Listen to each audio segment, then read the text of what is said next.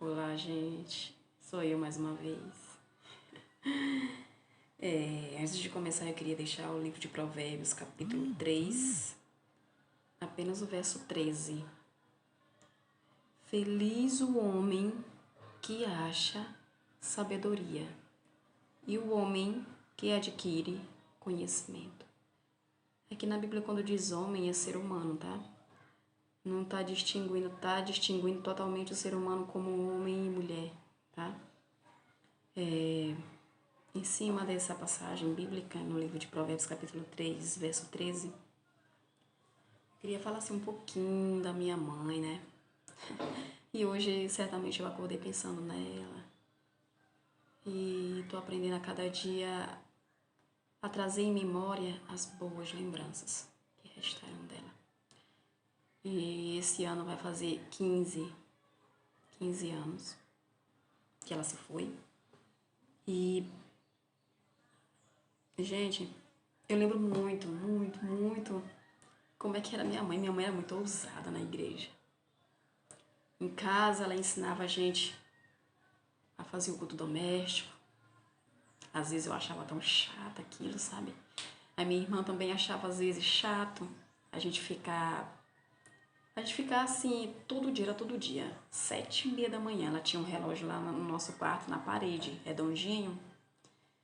Quando batia 7h30, ela, Jéssica, Jordana, levantar, bora fazer o culto. E assim, a gente não entendia muito bem o que a mamãe estava fazendo, ela estava preparando a gente para viver verdadeiramente o Evangelho, né? Porque viver verdadeiramente o Evangelho não é só estar na igreja. É você ser a Bíblia para que outras pessoas leiam Jesus em você. E o que acontece? Eu lembro quando a gente fazia os cultos domésticos, aí chegava o dia da gente ir para a igreja, mas era quando era dia de domingo, quando era durante a semana. E mais assim, não era nem dia de domingo, era mais durante a semana, que durante a semana sempre dava menos pessoas na igreja. E minha mãe tinha uma ousadia muito grande assim, sabe de quê? De pedir oportunidade, né? Hoje eu quero cantar um corinho, pastor. Dirigente, não era nem pastor, era dirigente. Nós era da Assembleia de Deus Missão, né? Do pastor presidente Guimarães Coutinho. E aí ela levantava ali o dedinho, bem assim, e dizia, hoje eu quero cantar um corinho. Os corinhos que a mamãe cantava, ela dizia assim, gente, olha, eu não sei pregar bonito, cantar bonito, mas eu quero cantar um corinho para Jesus. E eu vou cantar aqui alguns hinos que ela gostava muito de cantar, né? Nem hino, corinho. Era o primeiro que a gente cantava muito nos cultos domésticos. Vamos louvar a Jeová com pandeiros e palmas. Vamos louvar a Jeová com pandeiros e palmas. Aqui na terra se canta, lá no céu se ouve com muita alegria, irmão. O outro era: uma voz me disse lá do céu, cante, cante, cante para mim. Uma voz me disse lá do céu, cante, cante, cante para mim. Ore, ore, ore uma vez mais.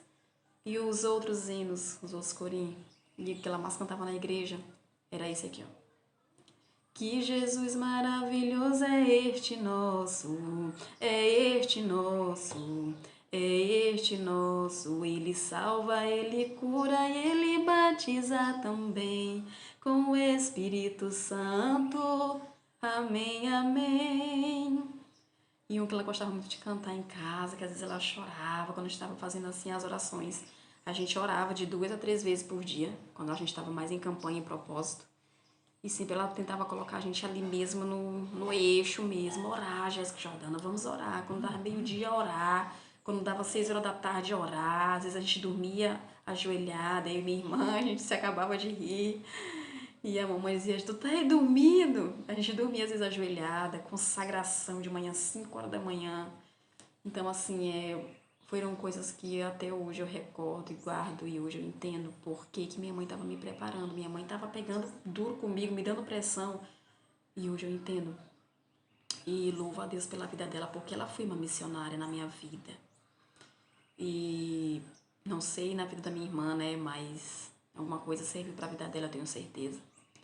Mas a minha mãe foi uma referência, apesar de todos os defeitos dela, eu consigo ver as qualidades que ela tinha, o quanto ela se esforçou para ser uma mãe exemplar.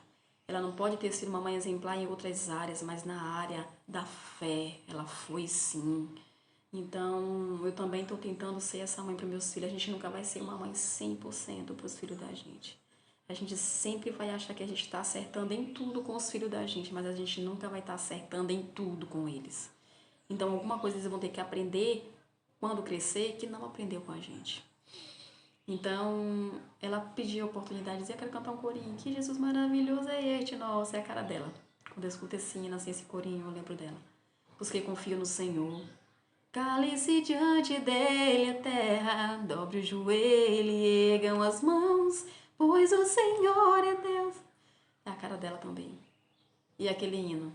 Levantai as mãos para o céu e agradecer a Deus pela vida que nós temos, pelo amor que Deus nos deu.